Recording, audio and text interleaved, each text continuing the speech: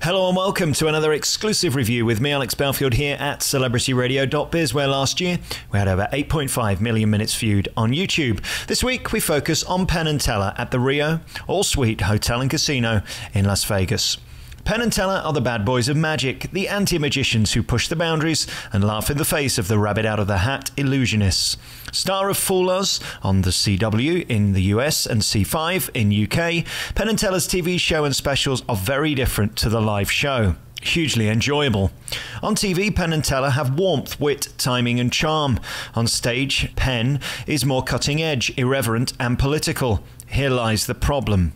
The unique duo have a strange shtick in which Penn does all the talking and Teller steals the show with his stunning technical brilliance and prowess.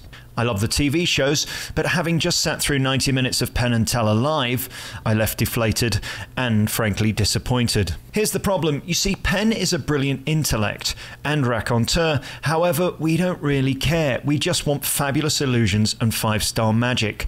Penn and Teller were a smash hit on Broadway and on tour last year.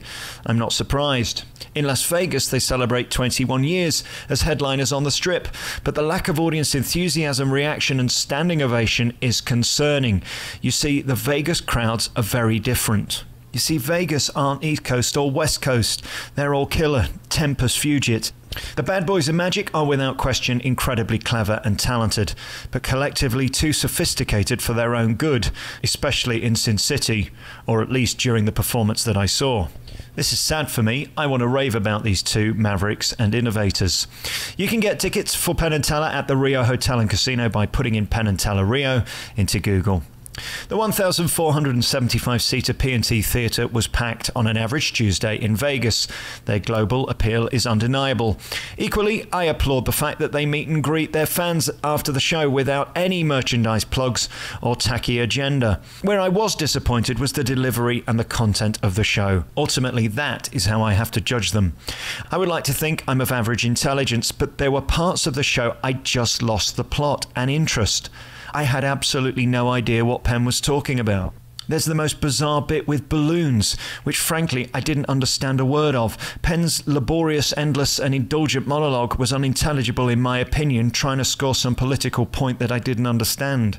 My guest and those around me were equally confused, bemused and bewildered. Surely this is not a great sign.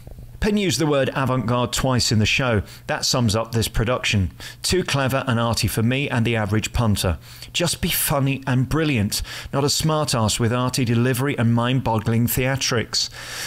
Sadly, the new finale leaves you cold with convoluted sandwich animal traps routine. Sadly, so much talking that my ears were bleeding.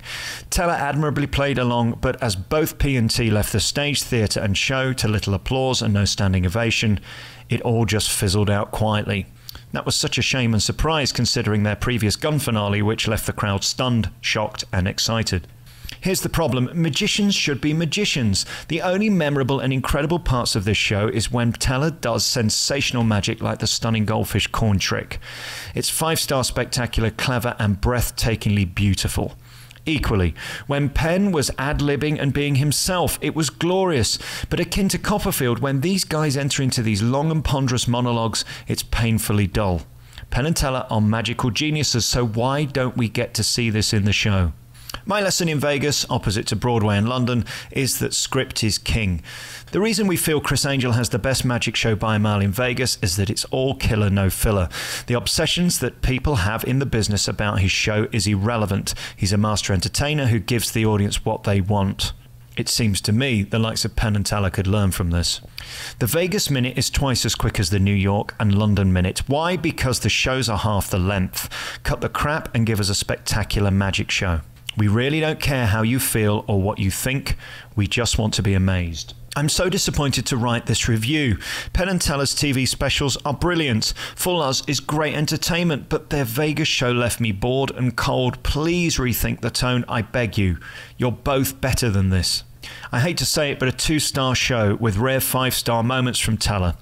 This show for me is the biggest anticlimax on the Strip after my private late-night moments in Belfield's boudoir.